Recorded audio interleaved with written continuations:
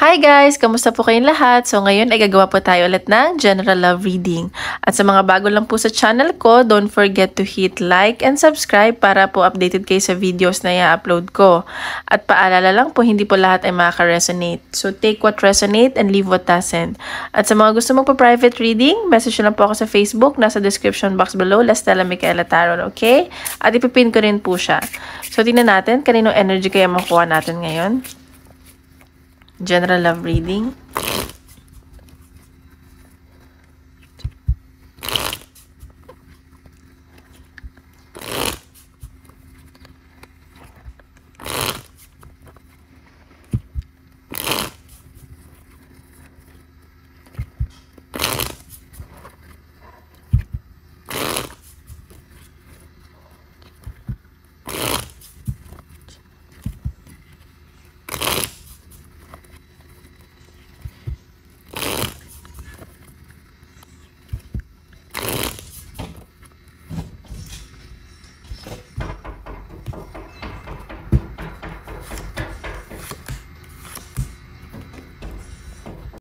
Okay, sa nakikita ko dito, meron isang person dito na iniisip ka, pero ang focus na ngayon is family niya.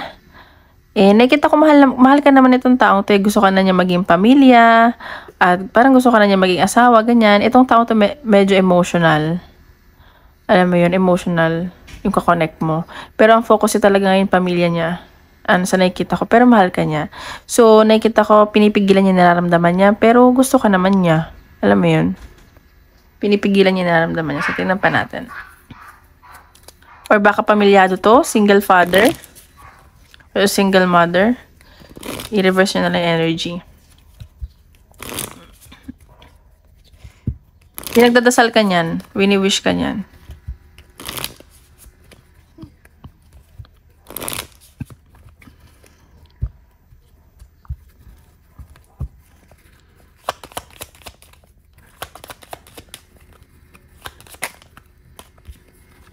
Unplug. So, sa nakikita ko, sa love life mo, gusto mo nang mag-relax, magnilay-nilay. Parang napapagod ka sa mga nangyayari sa'yo ngayon, like maybe responsibility sa work. So, parang gusto mo na mag-isip-isip. Or ito yung pinag-iisipan mo or yung person mo, like ano yung gagawin niya sa connection nyo, ganun. Sa nakikita ko, nai-stress din to kasi pinipigilan niya nararamdaman niya sa'yo. Ayan. So, parang gusto na lang niya i-surrender. Parang di na din niya kaya. Ayun, may mga binivisualize siya dito. So, tingnan natin energy ng person mo.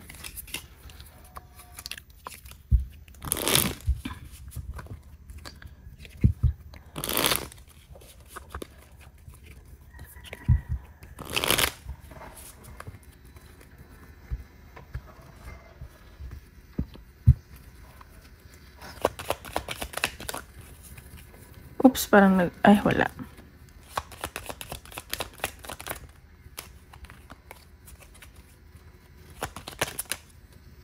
Okay, Six of Swords. So, nakikita ko, may relocation dito.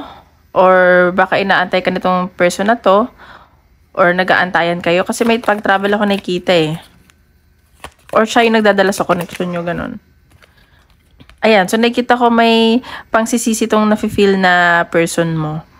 And sa nakikita ko kasi siguro, baka finifeed mo yung, alam mo yung, finifeed mo yung, ano niya, yung, anong pagtawag dito? Nalilito na ako. Like, basta may mga ino-offer ka sa kanya, may mga binibigay, at nakikita ko, parang, ayun nga, sabi ko kasi pinipigilan niya, nararamdaman niya, parang hindi naman tinatanggihan, parang dinededma-dedma niya, pero so nagsisisi siya, nanghihinayang siya, ganun. Ayun, so tingnan pa natin.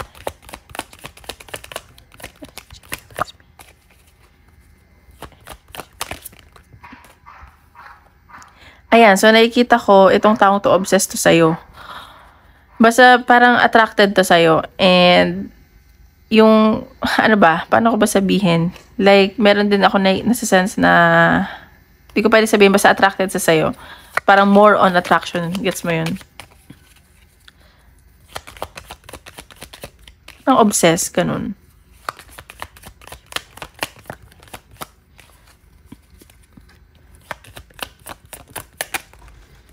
Okay. Ayan kakasabi ko lang. Itong taong to, parang wala siyang ginagawang movement. Pero, attracted to sa'yo. Passionate siya. At sa nakikita ko, kapag gumawa siya ng movement, hindi siya basta-basta. Sa ngayon, wala siya ginagawang actions, pero pag gumawa to ng movement, ipupursue ka talaga. Siguro friend mo pa lang to.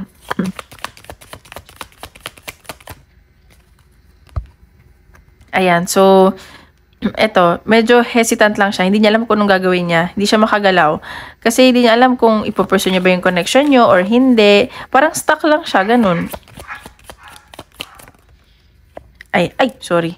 So, but I can see this person is still hoping for your connection to be okay. Like, nakikita ko naman na gusto niya mag-workout to. Or kung hindi man maging kayo, like, alam mo yun, maging good friends, ganun. Basta hoping siya sa connection nyo.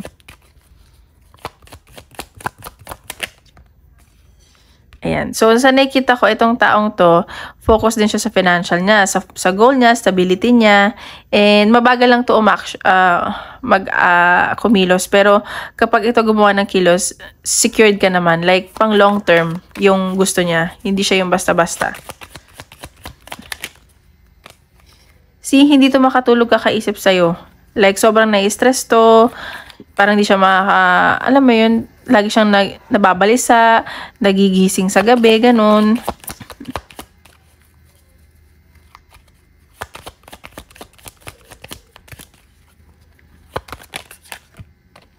Ayan.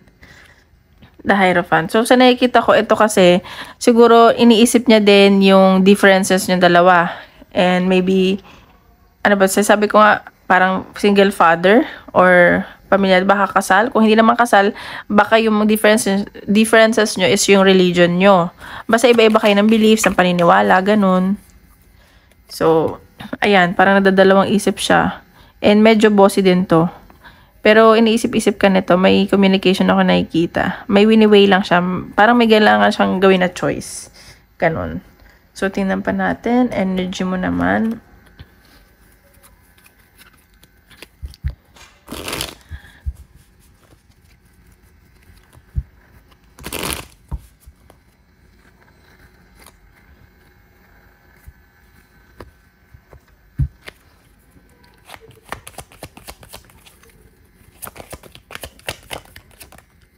Okay, sa nakikita ko, mas ikaw, iniisip mo din yung self-worth mo. Two of Wands, may pag-travel din dito. Pupuntahan mo ba siya o ikaw ay pupuntahan niya? Kasi waiting din to eh. Nag-aantay ka lang din siguro.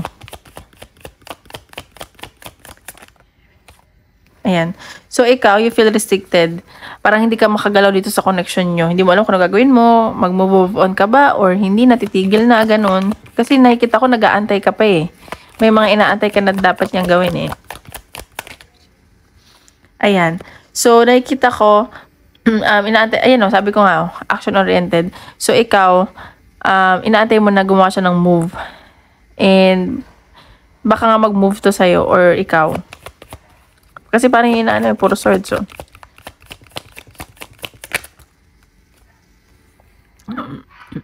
Ayan, Ace of Wands. So, may pag-travel talaga at communication ako nakikita. See, ayan o, may celebration, puro wands. So, travel talaga and attraction na nasa-sense ko dito. Pero nakikita ko mahal ka naman ng person mo. At may nakita ako na celebration. Makikita ba kayo? Or may isa-celebrate pa kayo? Kasi, ayun o, celebration, Four of Wands.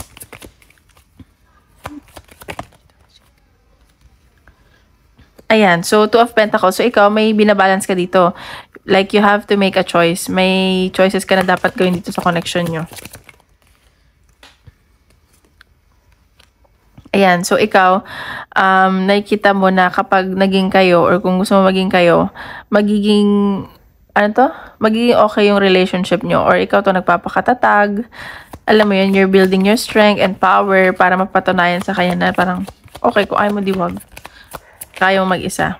Ayan, the Tower. So, nakikita ko may mga nangyari kasi sa'yo from the past na negatives or hindi magandang nangyari, pero it help you, shape you to be a better person. Doon nakikita ko. Asa nakikita ko may mga pagbabago kang ginagawa para sa sarili mo.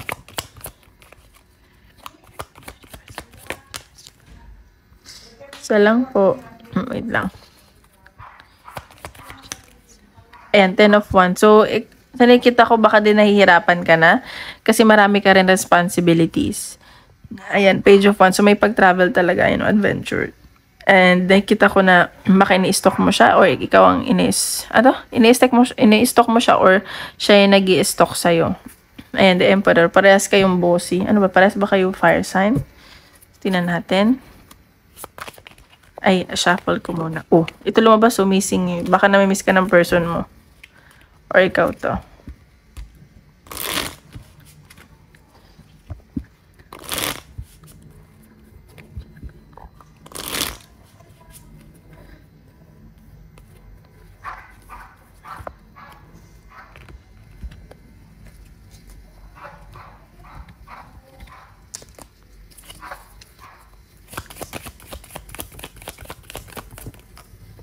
Ay, ang galing yung pa rin yung lumabas. So, baka namimiss ka nitong person mo, and iniisip-isip ka niya, or ikaw to, nag-iisipan kayo, miss niyo isa't isa. Ang galing, diba? Oh.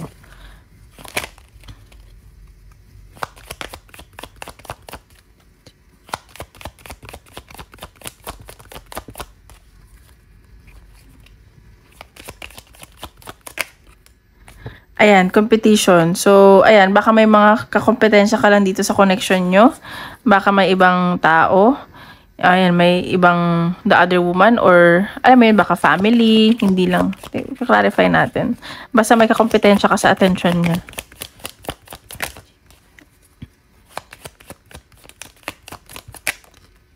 Regret. So, ayan. So, baka may mga pinagsisihan yung person mo or ikaw. Ayan. So, freedom. Parang, isa dito, parang gusto na i-surrender. Pero nakikita nyo na safe kayo sa taong to or yung taong to, safe sa inyo. Comfort nyo yung isa't isa. Fated tong yung connection nyo at pag-meet nyo yung dalawa. Secret admirer. So, ina-admire ka niya secretly. Sabi ko naman sa'yo, mahal ka nung taong yan eh. So, tinan pa natin.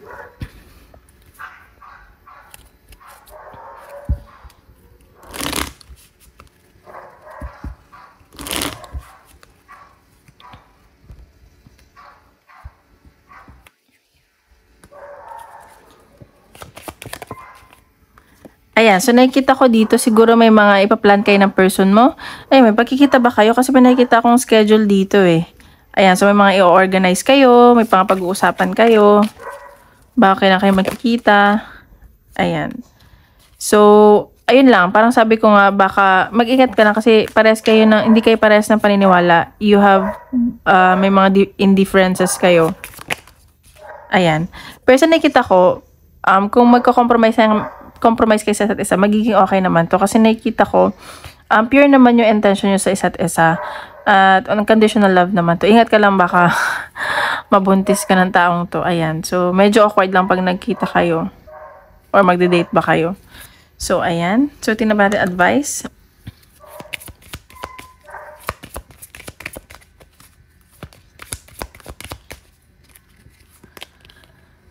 Endings are inevitable. So, ayan. So, sinasabi ko kung may nangyari man endings or hindi man magagandang nangyari sa connection nyo.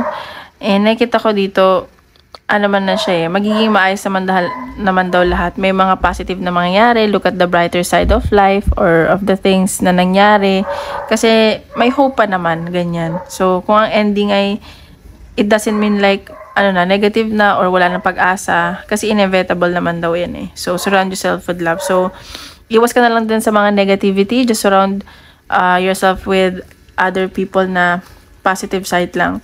At kung alam mo na hindi sa'yo totoo yung isang tao, iwasan mo na. Alam mo yun, mafe-feel mo naman yun eh.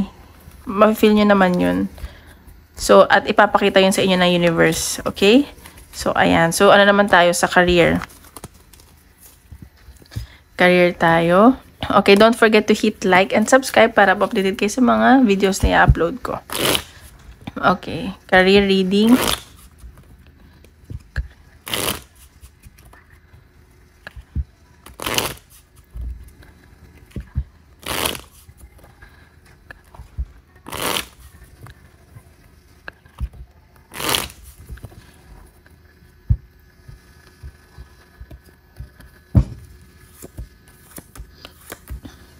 Okay, so nakikita ko, dito sa career parang medyo pagod ka eh. Oops. Ayan, so nakikita ko din na baka may bagong opportunity na paparating sa'yo. At pero ang iniisip-isip mo pa rin dito yung dati mong work or ayan no, may bagong paparating at maganda yung magiging perahan mo. Yun, pagod ka nga lang. Tapos parang biglaan lang din yung travel mo. Ayan. So nakikita ko. So tingnan pa natin.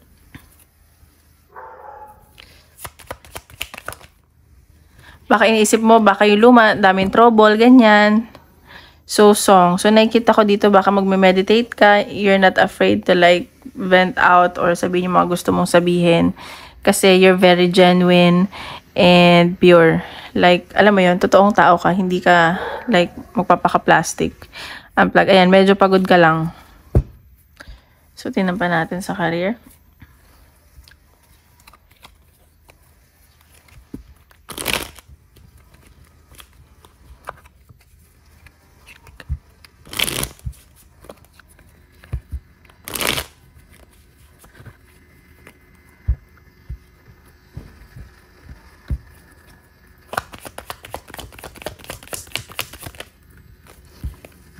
Okay, 6 of Wands. Sa nakikita ko ay may pag-travel ka talaga.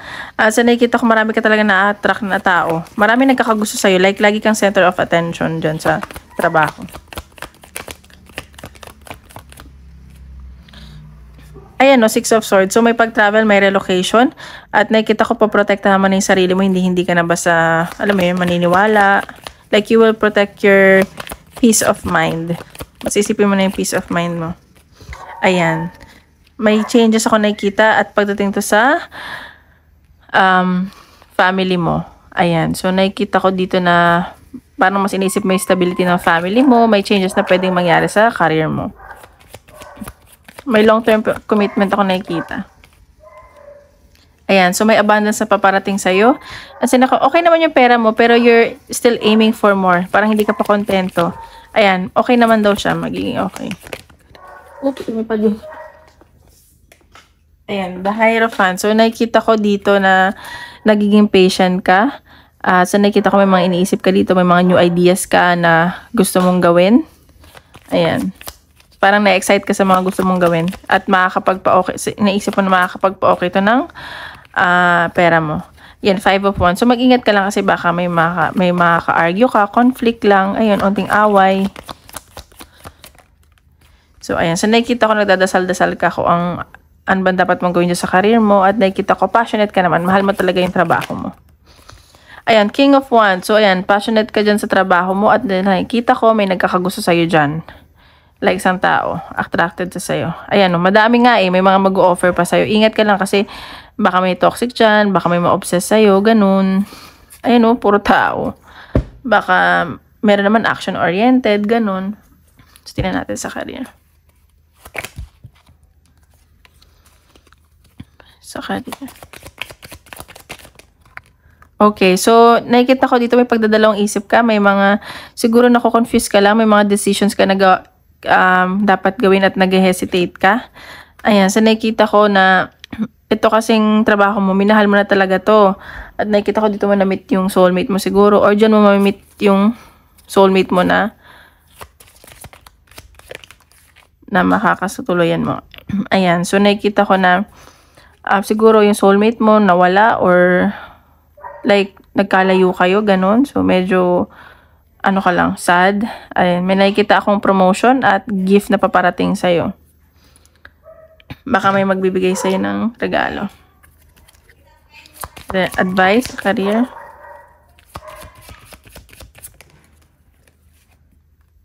Reaching your destination, your light is shining brightly. So, ayan, sinasabi naman dito, kahit anong gawin ng desisyon mo, kahit anong desisyon ang gawin mo, ilalagay ka pa rin ng universe kung saan ka nararapat. Okay, wag ka na lang din siguro makikinig sa mga negativity na naririnig mo sa surrounding mo. Mag-focus ka na lang sa trabaho at goals mo dyan. Okay? At gawin mo lang yung best mo. Ganun naman lagi eh.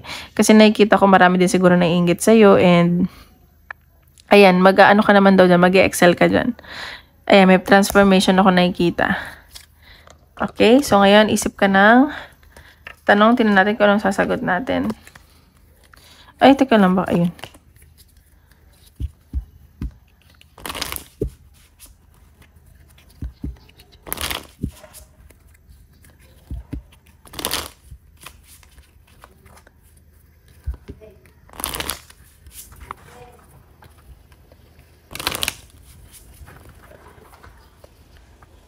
natin.